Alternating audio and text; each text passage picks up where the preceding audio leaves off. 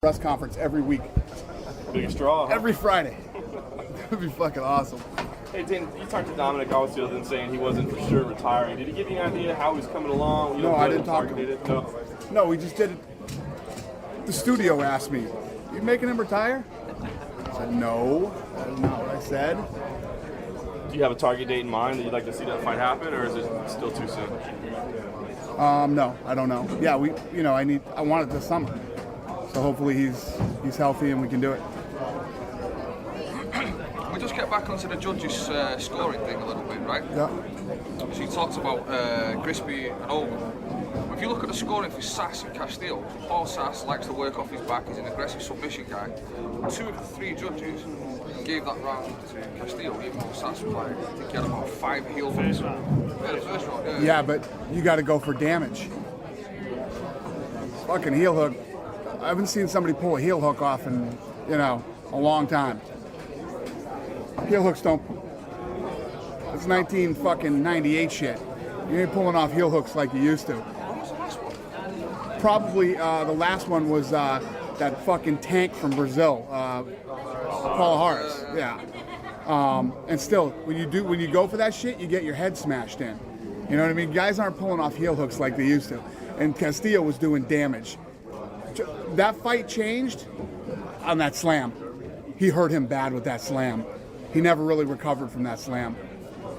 And he took a lot of damage. He got punished the whole round. If you're giving points for submissions, attempts, then you got to give points for getting out of them. So if a guy doesn't get submitted, it counters every point that the guy would have got going for submissions, right? Mm-hmm. So speaking of Paul Harris, that kind of leads into Alan Belcher, because Belcher beat him and now Belcher's going into this fight with Bisping. Where do you see the winner of that fight going? It's a big fight for both guys. It keeps both guys relevant in that title hunt. Dan, not to get too far into the TRT things, I know it's just, you're just talking about it, but was there something specific that changed your mind? When did you really adjust? There's been a couple of situations that have changed my mind about it. Me, I'm always fucking telling you what I think anyway, but without getting into it, I don't think I have to. When you see guys coming in that look like they're on steroids, yet they have a TRT exemption, I don't know enough about it, because everybody that we talk about it, like I said, you can talk to 4 of the smartest, most educated, rational people about it, and they'll be split on what the answers are. Then you start talking about ratios, and then you start talking about what's the other one? There's ratio, and then there's some other. What is it? Yeah, yeah. What? This is too complicated. This is bullshit. You know what I mean? There's all these little goofy loopholes in it. I don't like it. If you're tested during your training camp, there's a number that you should be at. Yeah. That better be where your fucking number is when you get tested. Do you think it's just guys that have TUEs, or do you feel like you need to test maybe everybody, or at least not, if not everybody, at least increase? I think that guys, do I think that guys could use it without asking for the exemption? Of course I do. But I think it's a lot easier to get caught, because those things that they look for are all wacky, the numbers that they're looking for. So I'm no fucking scientist, man. And every time we try to talk about this stuff, I sit there and my head just spins. And I say, this is bullshit. If it's this fucking complicated and this many people don't understand it, it can't be good. It can't be good. Have you had a situation where it's like threatened a card or threatened a fight or something? Have we? Yeah. Yeah, we have.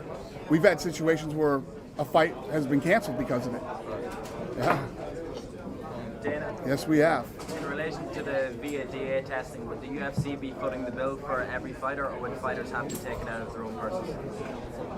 For VADA? Yeah, we're not doing that.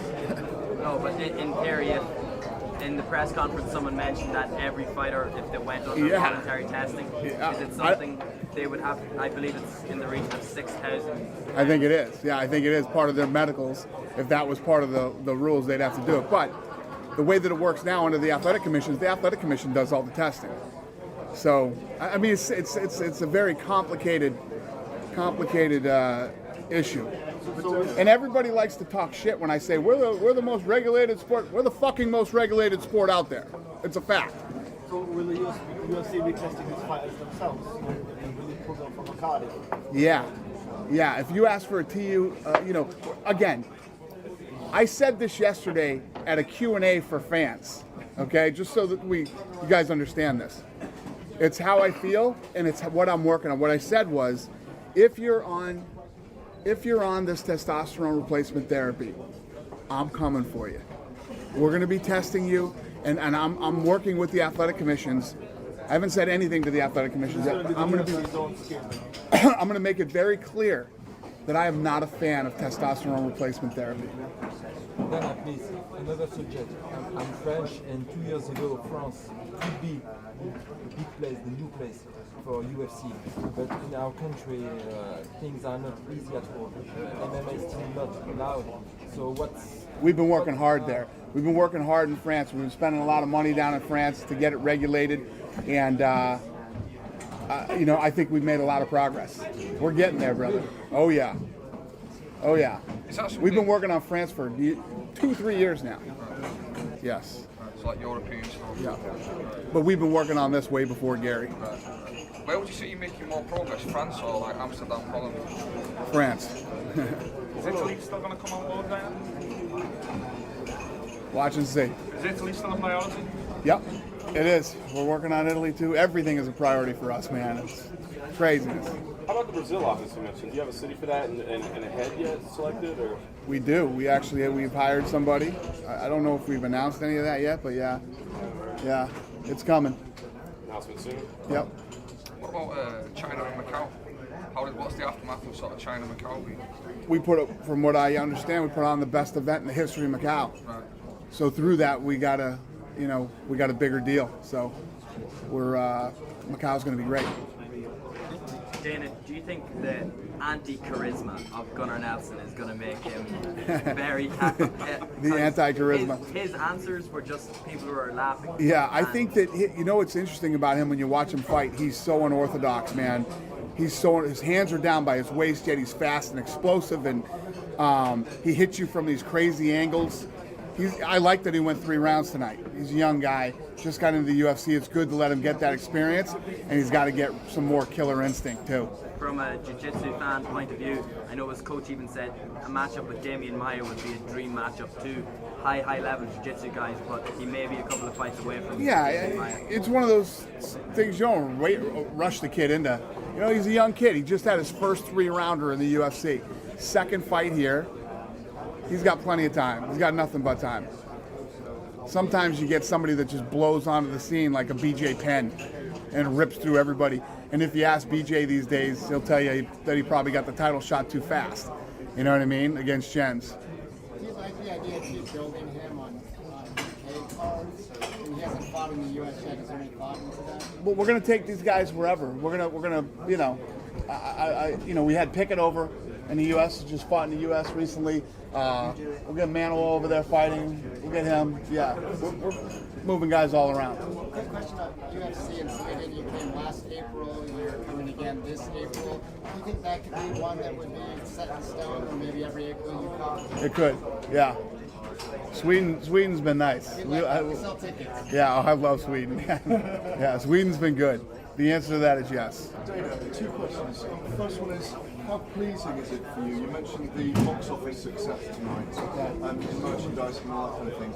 Lennox Lewis fought Oliver McCall here in 1994, and you've outstripped that, and that was a massive fight at the time. How does that make you feel? It's awesome, man. No, I love when we go into places, and a lot of these places around the world, we hold the record. We're either number 1 or number 2 at most of these venues. So I love it. Obviously, that's we break records. I have a good night. I don't want to smash Tito or the little Tito, but I'll give Tito some advice. I'll give him a couple tips. When promoting a fight, talk about both fighters, not just yours. Don't confuse her with the girl that doesn't fight for you.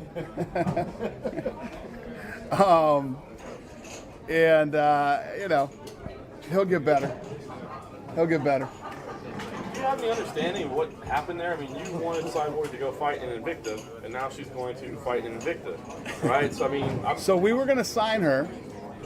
We were going to sign her to a contract, and then we were going to have her fight in Invicta, which means you pay for we'd it. pay all the bills for her to fight in Invicta. Plus medical. So you Instead, would pay her salary in Invicta. she'd be under a UFC contract with all the perks and benefits of being a UFC fighter and would fight in Invicta. So instead of doing that, they chose to not do that and fight in Invicta. I'm struggling to understand it. I mean, do you get it at all? Like what the goal is, or the logic, or do you have any insight on If it? you can make logic out of that whole fucking situation, you're a better man than I. Huh? That was a management choice. Yeah, that was a management decision. You in the past have said you don't watch Bellator MMA, but Right. now they're a couple weeks in, they're pulling 800,000, 750 a show. I mean, are you starting 710. to 710 this last week? They've had a couple 800s. Are you? I mean, are you watching it now? Is it something that's getting on your radar? I mean, is it No. kind of settling into that? I second barely place? have enough time to watch the shit that we're producing and the stuff that we do. You know, if you look at all the stuff that we do from leading up to this fight to promoting the fight, plus the Ultimate Fighter doing all that stuff, I mean, believe me, it's all I do is watch shit all week long. But I will tell you this: that punk over there that works in their PR department, the entire last season of The Ultimate Fighter, all this guy did was send ratings around to all the media. And I know he sent it to you and probably half the people here, you know, gloating about, you know, we were on Friday nights, when we were on Friday on FX, gloating about our numbers and all this shit. Well, he isn't gloating now, is he? How about this, you jerk off? Our ratings on Friday night on our reality show on the worst season in tough history are pulling bigger numbers than your live event. Pulled bigger numbers than your live event. Okay? And yesterday, you know, they pulled 710 or 719 or whatever they did. 18 to 49-year-old males was a season low, double digits, down like 26%, and males 18. So then what he does is he puts out a release. I got your release. I saw it, you know. How he tries to spin it. He put out a release that says, the reason we did such bad numbers was because the NBA did great numbers. The fuck does that mean? What are you talking about? That doesn't even make sense. Yeah, so because the NBA did great numbers, you did bad numbers. When we were on Spike, we beat the NBA. We beat the NBA when we were on Spike. Research it, look it up. It's a fact. You know, I don't have a beef with Bellator, Spike, or any of those guys. The guy who works in their PR department's a dick, and he knows what he tried to do all last season of The Ultimate Fighter. Well, now he's got to sit there, and I bet this season isn't too fun for him. That he's not having fun now. Our show, all the things that he talked about, The Ultimate Fighter on Friday nights, pulled higher numbers than his live fights are pulling on Thursday nights. Dana, is the greatest thing about that new series, though, the progression of a group of men who are mature, living in a house together as athletes, rather than it being a frat house?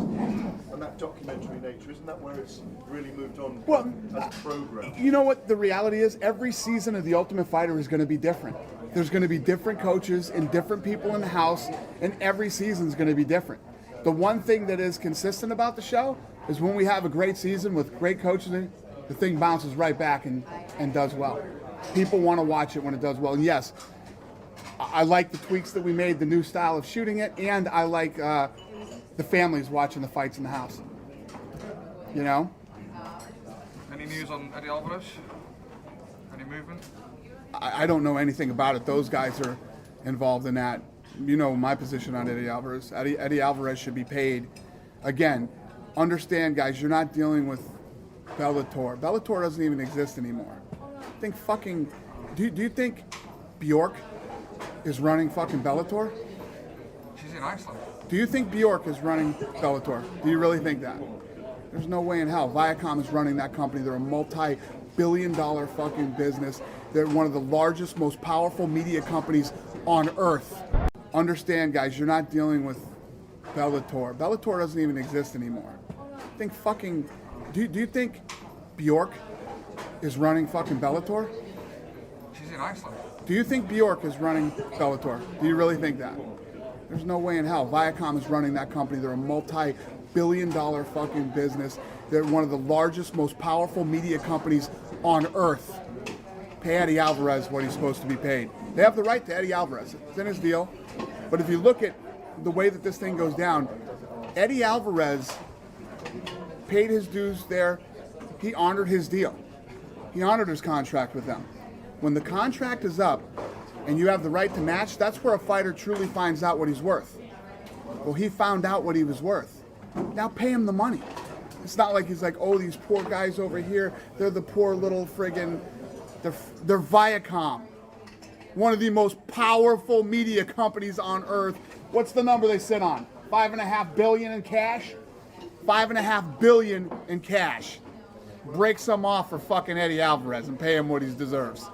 Are you not worried they might be able to leverage, all those resources to help, to rival you guys? They better start. They're doing fucking 700,000 viewers, and the numbers are dropping like fucking flies. They better start leveraging something quick. So they're not But on they your built radar. the UFC. You know that, right?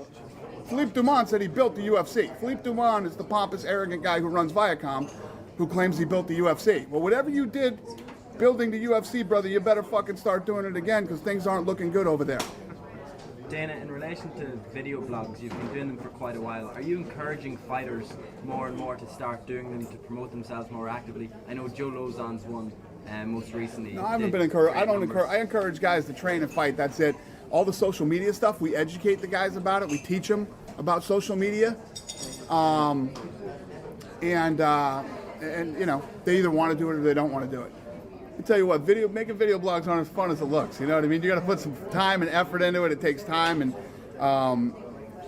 usually the thing about fighter video blogs, unless you have a real funny, creative guy, fighters do the same thing, man. It's like Groundhog Day for them. They get up, they eat the same meals, they go to the gym and do the same workout, they train with the same guys, and then they go back and do it all over again 3 times a day. So sometimes you'll get guys who have great personalities and are a little creative and want to make some funny. I meant specifically fight week event, fight night sort of blogs. I think a lot of fans think they're very interesting and would love to get them. Guys do it. Yeah. What about Nick Diaz? He'd make an interesting video blog, I think. Nick Diaz? Yeah, he'd be an interesting guy to follow around, probably. Nick Diaz would be an interesting countdown show, too, if we could get him to show up for those. Imagine how good his countdown show would be. I fucking think his video blog would be great. How about if he had a professionally shot by professionals, the best in the business, the best at cutting and producing features on athletes? Imagine how fucking good that would be. First, we got to get him to show up for the fucking interviews, and then we could do it. That's a strange thing about He missed, how many did he miss? 4? 3. He's missed 3. Does that scare you, considering what he's done in the past? Oh. He showed up for the press conference. I knew something was going to go bad somewhere. You know what I mean? It's just, that's Nick. I've heard Diaz complain like, people don't show up to interview me and I don't get attention, I'm not getting compensated. But if he's getting opportunities like countdown shows and passing them up, what's his argument? How many are in that crew? I'm sorry. Well, how much? We've had a crew in Stockton for 2 weeks. How much does it cost when we don't do an interview? Right. When we don't do an interview, you know what it costs us? A shitload of money. Okay? So we got a fucking crew rolling around Stockton, not doing a fucking thing. It costs us a lot of money, and we can't properly sell the fight or Nick Diaz. Then, what are your thoughts about what Shelson said about rankings, UFC ranking? Who said about it? Yeah. Who said? Shale? Yeah. I think Shale's a little pissed he didn't make the rankings. Yeah. I don't disagree with him. Yeah, the guy's fighting at 205, but he's one of the best 185 pounders in the world. You rank him at 185 pounds. The rankings aren't perfect. It was our first time. So They'll get better, I hope. Yeah. Why these rankings have been created? Why? Why do it? Because as we continue to grow mainstream, not only in the U.S. but throughout the world, U.S. is very into who's number 1, who's number 2, who's number 10. So it gives, it can educate people a little bit on, by reading the shitty rankings that came out on what people are ranked. Okay. It's a work in progress, man. Fucking bear with me. Dana, Yeah, so do you have an event in mind for Cruz Morale? When do you expect Cruz to return? Cruz Barao, as soon as Cruz is healthy. I hope this summer. You expect him back in the summer? Yeah. Then you said that UFC is working on structure to go to Brazil and to new cities. Do you think that maybe this year you won't be able to do this 7 shows that you said before? No. We could do 70 shows in Brazil, man. It's just putting together a plan, doing it the right way, and getting everything lined up the way that it needs to be done. So we still have this. Dude, for a small company, we move fast. We really do. If you look at the things that we've done in such a short amount of time, we don't fuck around. We move, you know, and we do the best. Doing all this while still running the business, you know. I have to. Me and him interact with Fox every day, interacting with Fox. The new shows that got to come out, all the stuff, putting together the fights, you know, all the things that go along with just running our business, and then building our business on top of that. Do you believe that the new World Cup stadiums for Brazil is starting to... Stadiums? Could it be, For the right fight. What? The right fight, we'll do a stadium. It's got to be the right fight. Dana, there was a rumor earlier in the week that Stitch and House were let go by the UFC. They weren't here tonight. Was Stitch and House are the biggest babies on earth, okay? What happens is, they weren't let go by the UFC. It's like, everybody can't travel to all these shows. You can't do it. Plus, we have capable cut men out here. I saw on the thing, it's like, yeah, they're not sending the A-team on this one. They're the fucking A-team? So if we're in trouble, we can call you guys and you'll come fucking bail us out? What does that even mean? They're the fucking A-team. We have tons of cut men that are capable, good guys. And, you know, the guys who worked the cuts tonight were great cut men. Stitch and House don't have to fly to they can't, it's impossible. The more shows we do, it's like Ariane and Brittany. Brittany was supposed to be here tonight. Brittany got sick and couldn't come. So the English girl had to do it all herself, you know? It just, there's only so much so many people can do. It's like an effort to We're gonna be in Southern California next weekend. Right. And I don't know if they're on the roster or if somebody else is on the roster, but there's a whole roster of cut men that work. Hell no. Other than, you know, other than the crybabies, no. Other than that, no. I mean, every time I turn around, it's something with these guys. Right. It's crazy. With that fight next weekend, Dana, how far away are you from a female tough maybe to fill out that division? A female tough, is it? Female tough? I don't know. We'll see. Is it a Let's have the first female fight first, and then let's see. You talked about you guys signing Cyborg and she fights in Invicta. So does that mean Invicta's a bit of a feeder now for the UFC? No. So what happened was we don't have a 145-pound division. So we're going back and forth with these guys in the deal.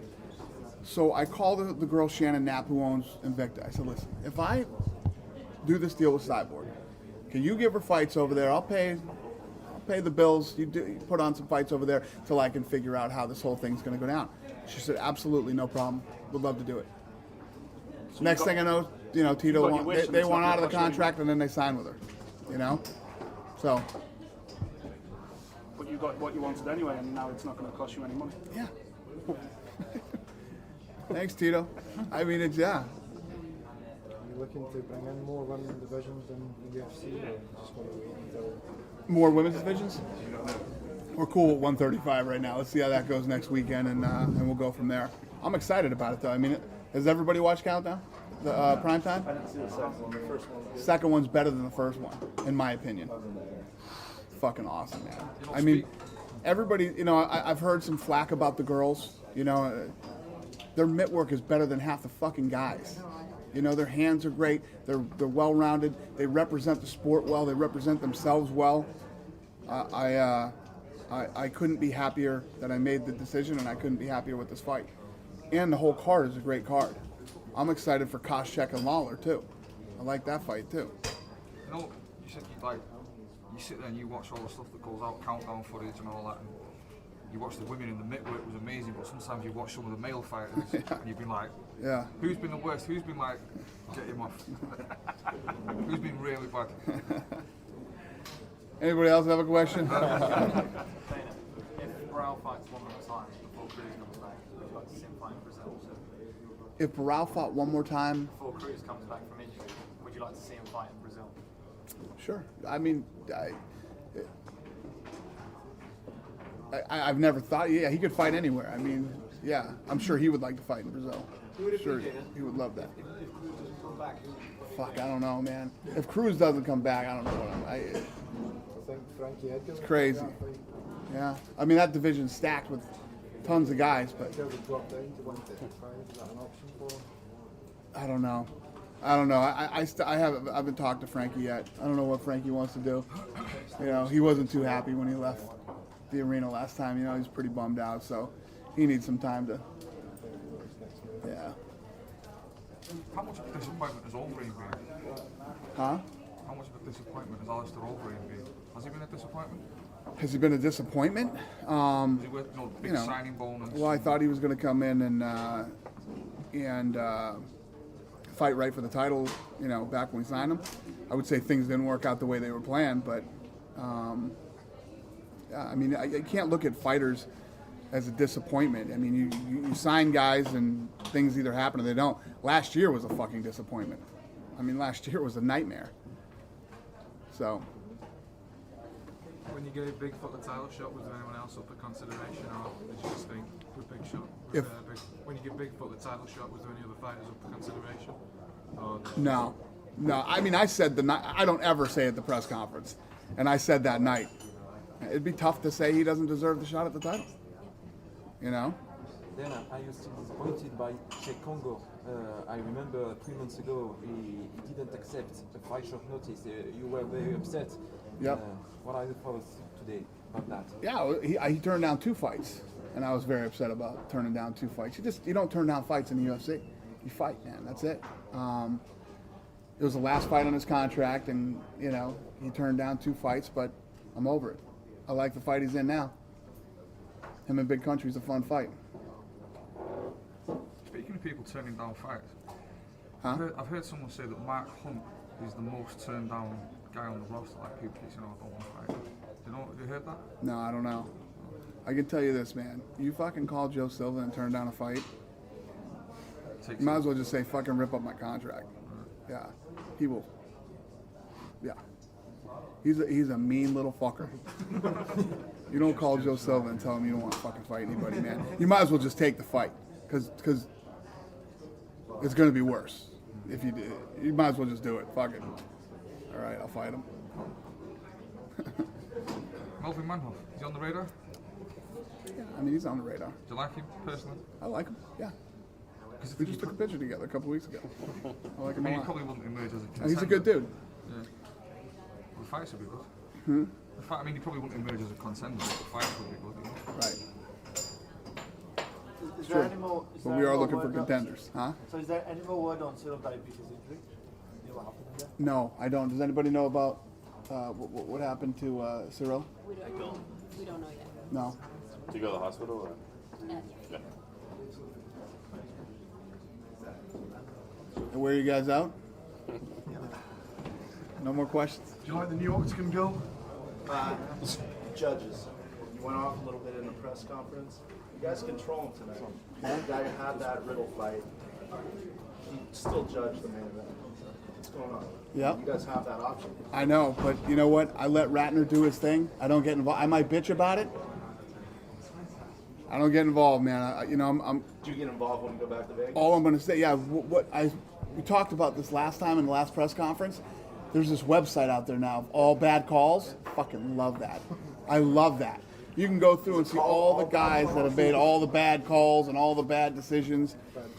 And then there's different things. There's like what we were talking about tonight, the situation where I mean, if you give Shane Mills the fucking fight, I don't even know what to say to you. What the fuck do you even say to that guy? See ya. Yeah, I hope that's what there's. I hope that's what's going to be said. If you give Shane Mills that fight, man, it's just I don't even know what to say to you. Same guy had the Cristiano Marsala, Haddadi fight, raising Haddadi fight. Oh, really? He had the Vieira draw. I mean, he's had 3 or 4 Guys, good ones. when you get back to the United States, call Mark Ratner and ask him that question. I'll ask him. Seriously.